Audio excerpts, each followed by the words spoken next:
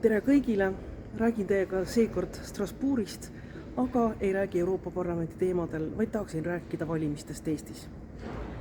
Eelmisel nädalavahetusel toimus sotsiaaldemokraatide üldkogu, kus kinnitati valimisnimekirjad, piirkondlikud nimekirjad, üldnimekiri ja pärast seda minult korduvalt küsitud, miks ma ikkagi nõustusin kandideerima. Jah, ma kandideerin Riigikogu valimistel, olen sotsiaaldemokraatide esinumber Harju- ja Raplamaal ja võin öelda, et see otsus ei tulnud kergelt. Ta ei tulnud kergelt seepärast, et ma olen alati olnud peibutuspartide vastu. Ma olen alati olnud selle vastu, et keegi kandideerib mingisugusele ametikohale teades, et ta sinna ei asu. Otsustamise tegi keeruliseks ka see, et ma olen saanud väga tugeva mandaadi Eesti inimestelt esindada neid Euroopa Parlamendis. Miks ma siiski otsustasin kandideerida? Ma jätan selle valiku Eesti inimestele.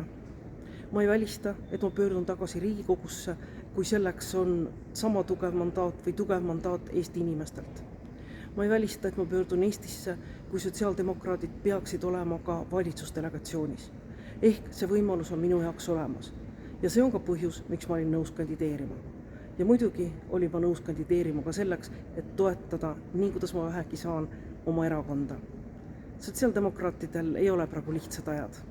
Ja iga inimene, kes meid toetab, iga inimene, kes on nõus meie nimekirjas ja meiega koos kandideerima, on väga väärtuslik, ma julgen öelda, on kulla hinnaga.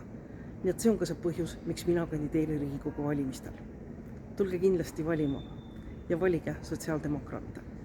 Olge terved ja kohtumiseni valimiskampaania ajal, mida ma kavatsen teha, olen teinud juba nädalavahetustel, olen kohtunud inimestega Kohilas, olen kohtunud inimestega Loksal, järgmisel nädalavahetusel olen Raplas, nii et kui kokku saame, astuge ligi, ajame juttu, räägime valimistest Eestis ja loomulikult olen alati valmis rääkima ka Euroopa Parlamendi tegemistest.